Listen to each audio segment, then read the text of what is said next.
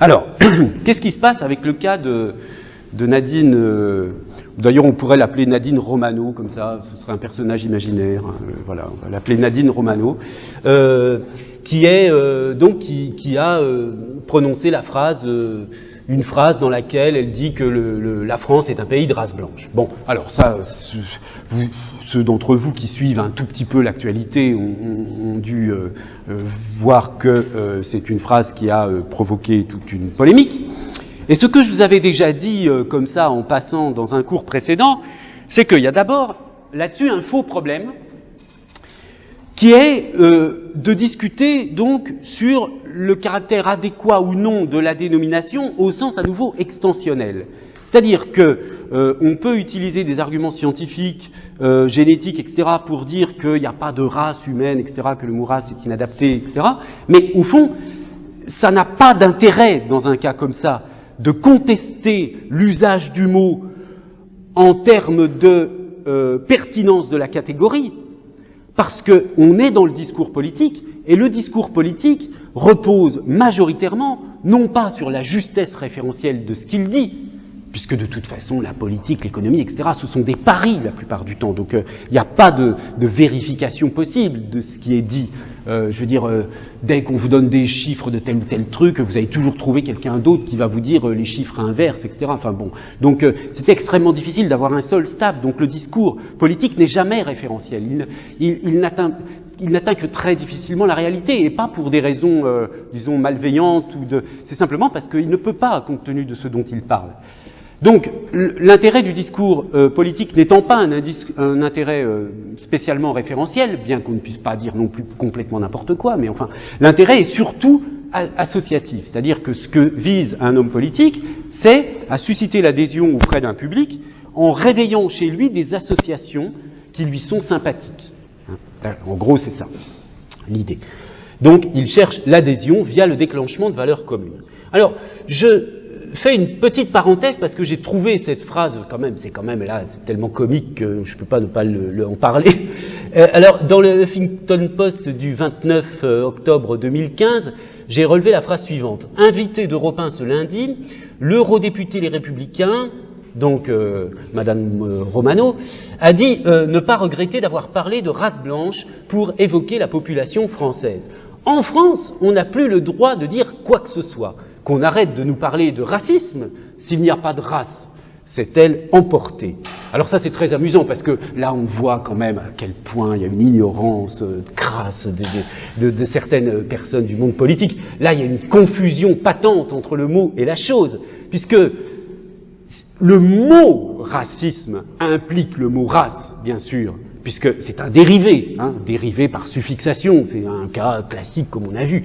Mais le fait que le racisme existe ne prouve pas que les races existent au sens d'un concept utile pour la description des sociétés humaines. Je vous redonne ici la définition du racisme par le TLFI. Ensemble de théories et de croyances qui établissent une hiérarchie entre les races. La question n'est pas de savoir s'il y a ou il n'y a pas des races, la question du racisme est de savoir s'il y a ou pas une hiérarchie entre les races. Bon. Alors, ce que je veux dire là, au sujet des réseaux associatifs, c'est que on trouve très souvent dans les commentaires, j'ai un peu vérifié cela sur les réseaux sociaux, donc dans les commentaires, disons, contre les propos de Nadine Morano, disent d'une façon ou d'une autre, très souvent explicitement, que les propos de Nadine Morano renvoient aux heures les plus sombres de notre histoire. Alors, qu'est-ce qu'ils veulent dire par là? C'est que les propos racistes renvoient à des périodes que la France a connues, pendant la Seconde Guerre mondiale notamment, et même avant, au moment de l'affaire Dreyfus, etc. Donc période d'antisémitisme, voire donc les périodes, le nazisme en Europe pendant la période hitlérienne. Donc, cette notion de renvoi aux heures les plus sombres de notre histoire, vous voyez, c'est vraiment, c'est ça, les liens associatifs. Et ça, c'est une réalité aussi, on ne peut pas le nier. On ne peut pas nier que le mot race renvoie à ça.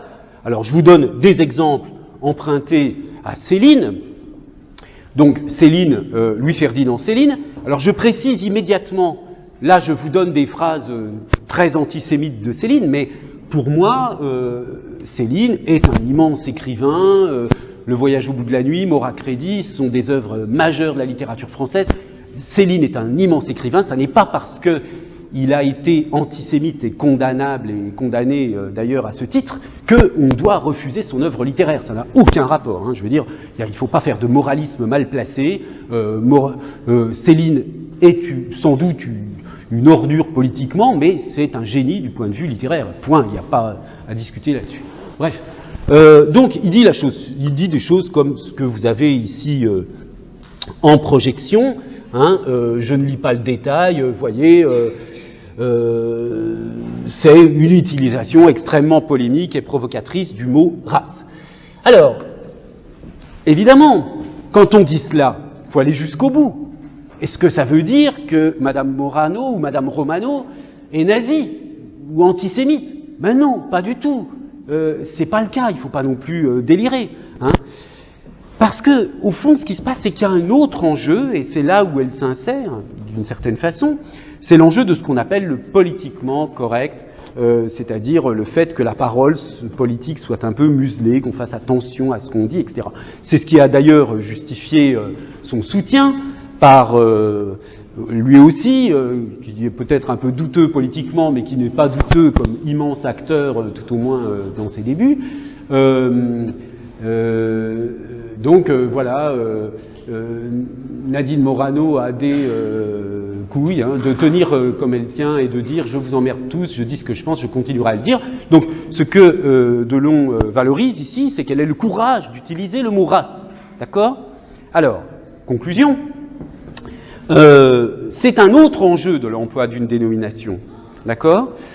Dans le cas d'une dénomination, on peut, et c'est le cas ici, affronter l'interdit qui pèse sur une dénomination. Il y a des dénominations neutres et il y a des dénominations axiologiques qui sont porteuses de valeur.